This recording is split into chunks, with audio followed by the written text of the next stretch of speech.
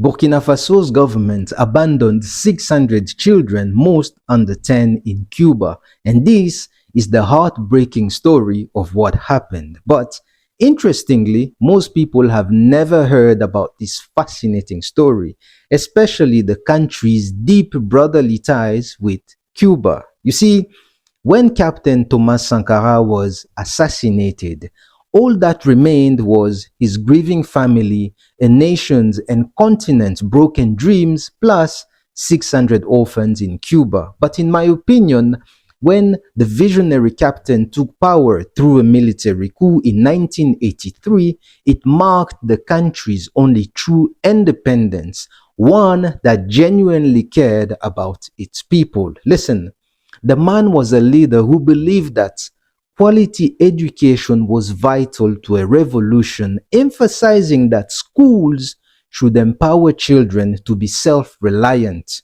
to believe in themselves, and to cherish independence rather than dependency on others. So when the Caribbean nation of Cuba, led by the revolutionary El Comandante Fidel Castro, offered scholarship to students from Burkina Faso to go study there, where they already had more than 20 schools specially organized to welcome foreign students. Captain Sankara seized the opportunity with both hands. And in 1986, Captain Sankara sent over 600 children, most under 10 years old, who had lost one or both parents, to equip them with the necessary tools not only to survive in life, but above all, to later contribute to their country's development. But here's the interesting thing.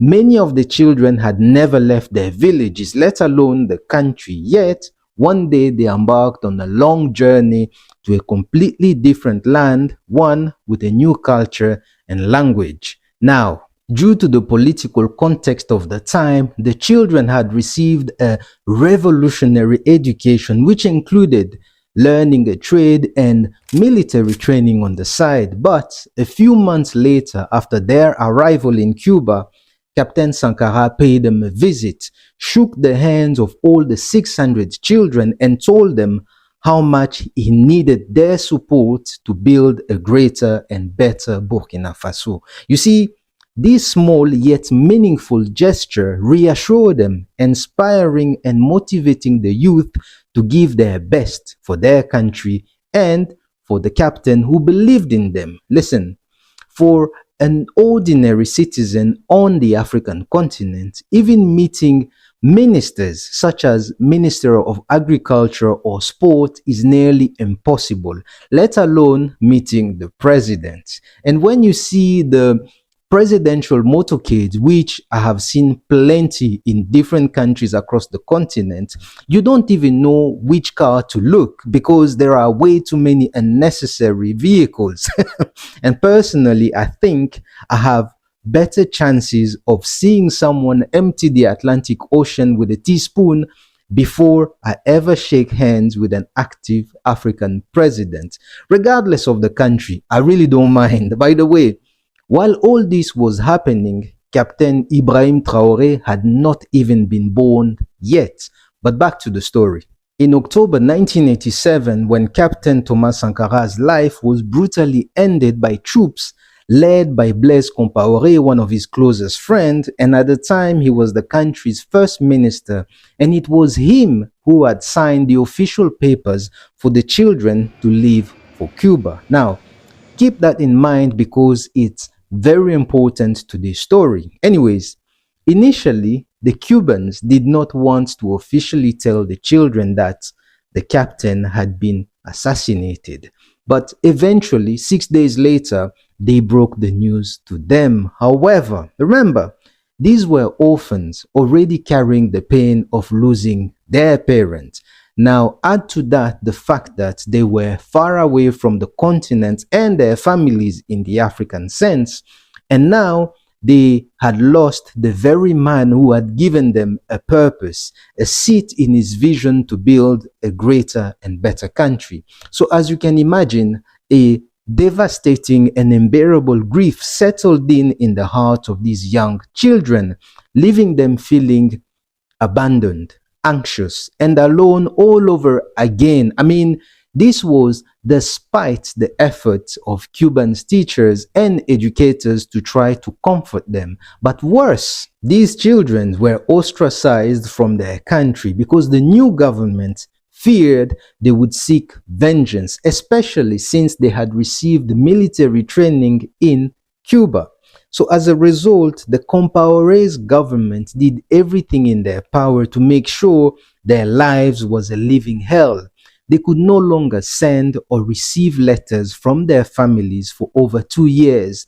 And they also suspended all fundings for their program in Cuba, leaving them entirely dependent on the Caribbean nation, which was already under all kinds of US embargo. And to make matters worse for the youth, at one point, they were nearly repatriated, but Fidel Castro was firmly opposed to that idea and took care of them until they all completed their studies. You see, in my opinion, Africa's debt to Cuba is one of the few acceptable debts the continent will never be able to repay. Even worse, we have not even begun considering making an attempt to match or surpass Cuba's efforts. Because after all, how many African countries do you know are actively campaigning for the end of sanctions, the unfair sanctions against Cuba with the same energy Cuba stood up for Africa when supporting African liberation struggles came at a cost?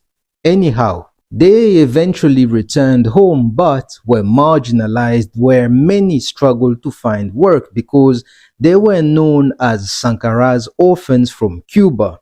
But this was not the welcome they would have received under the captain's leadership.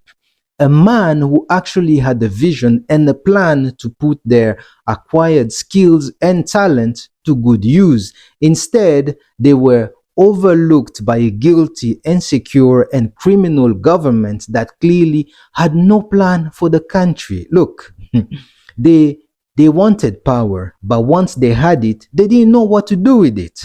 And by the way, all these stories are told by the very people who experienced them.